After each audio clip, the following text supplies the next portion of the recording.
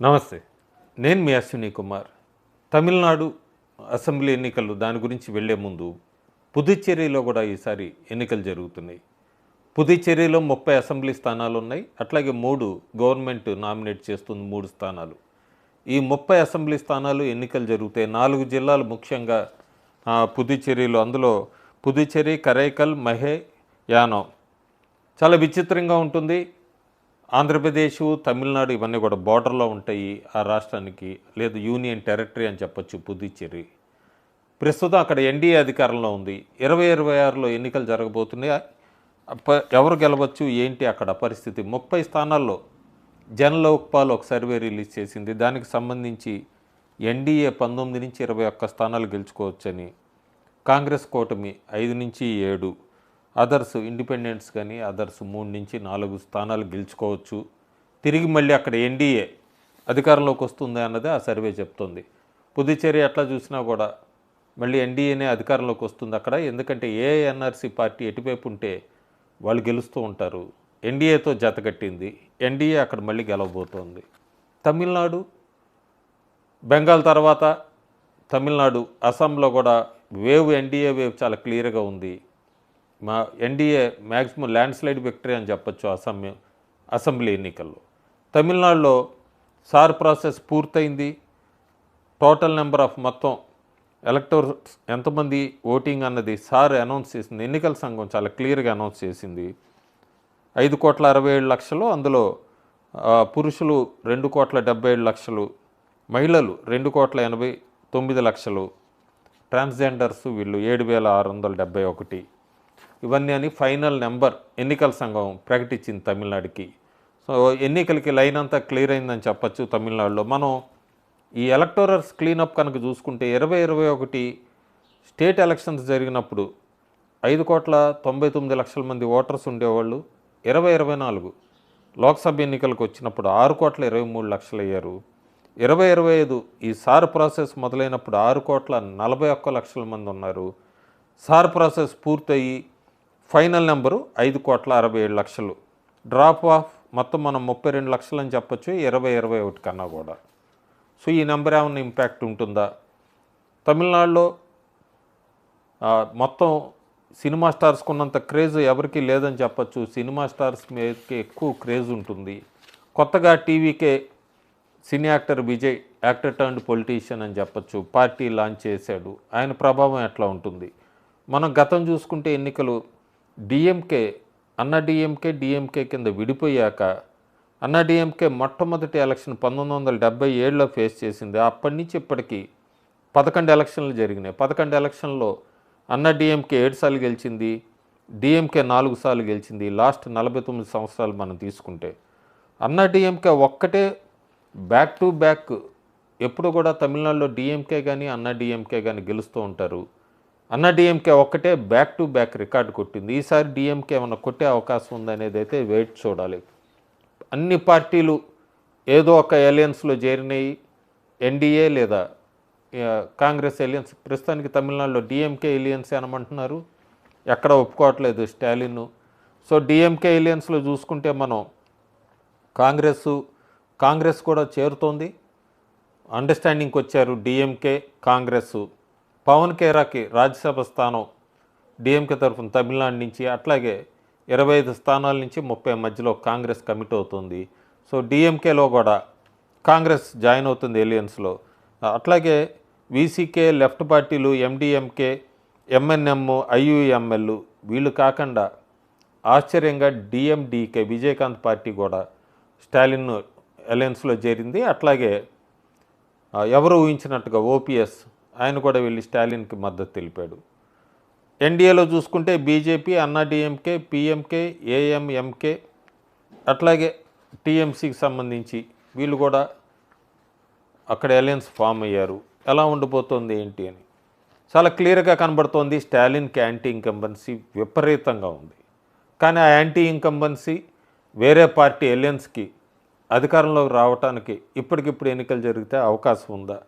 Stalin failures చెప్పమని మనం Tamil Nadu voters అడిగినప్పుడు ఫెయిల్యూర్స్ దాదాపు 70-80 చెప్పారు. రఫ్గా ఒక 20 వరస్ట్ ఫెయిల్యూర్స్ స్టాలిన్ గవర్నమెంట్ అని చెప్పమన్నప్పుడు వాళ్ళు ముఖ్యంగా రాష్ట్ర అప్పుల గురించి, కరప్షన్ స్కాండిల్స్ గురించి, లా అండ్ ఆర్డర్ ఇష్యూస్ గురించి ఎక్కువ చెప్పారు.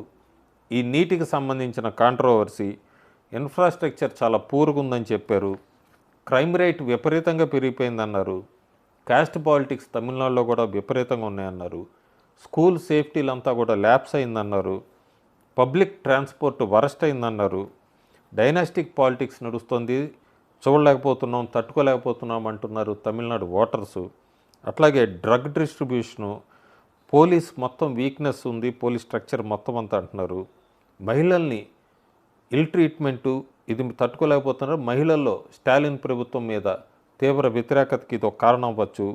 ఇల్లీగల్ శాండ్ మైనింగ్ అంటున్నారు. లెక్కర్ పాలసీ, టస్మాక్ మీద క్రైము, కరప్షన్ ఇదంతా చెప్తున్నారు. అట్లాగే ఈ పొంగల్కి సంబంధించి గిఫ్ట్లది మెస్ ఒకటి పెద్దదైంది.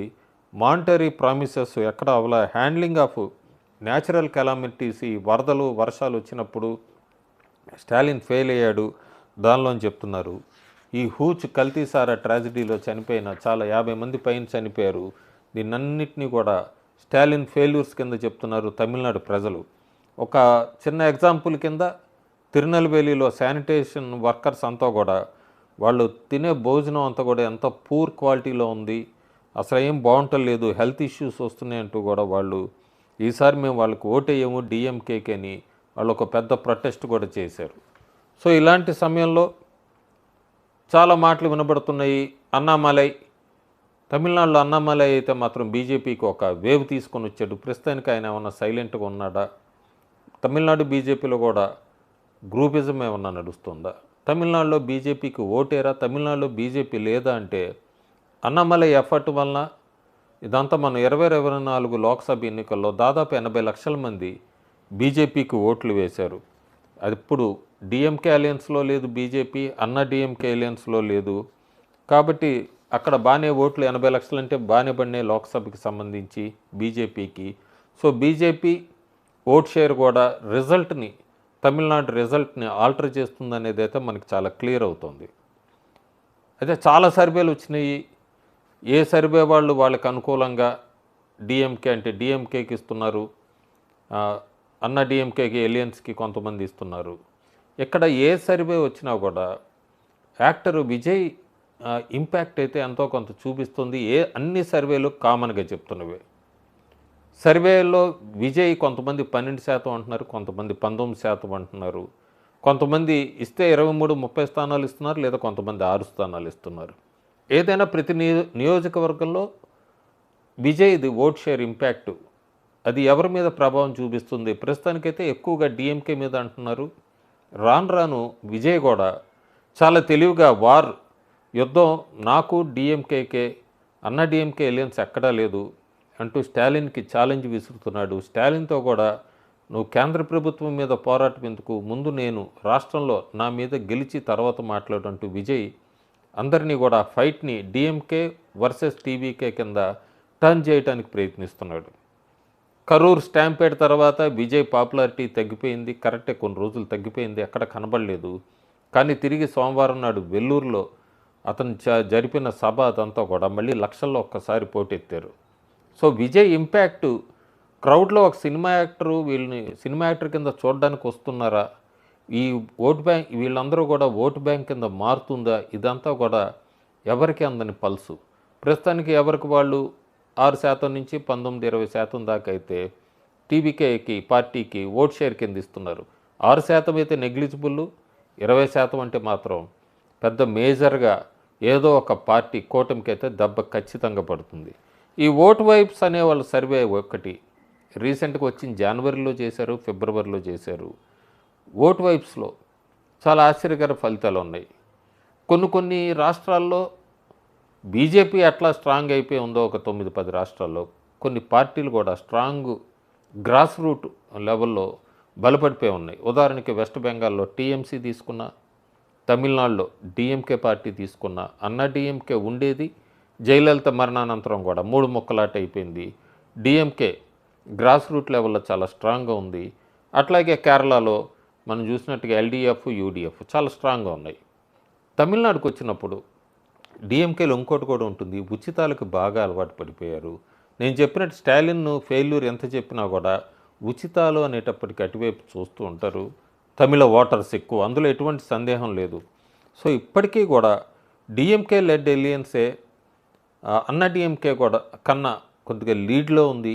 ఆ లీడ్ ఎంత అంటే 2% ఓటు షేరు ఓటు వైబ్స్ ప్రకారం చూస్తే. టీవీకే విజయ్ థర్డ్ పొజిషన్లో ఉన్నాడు, 19.2% ఓటు షేర్ మీద. టీవీకే విజయ్ అయితే ఎక్కువగా డిఎంకే నుంచి చీలుస్తున్నాడు, ఒక 31.5% వరకు.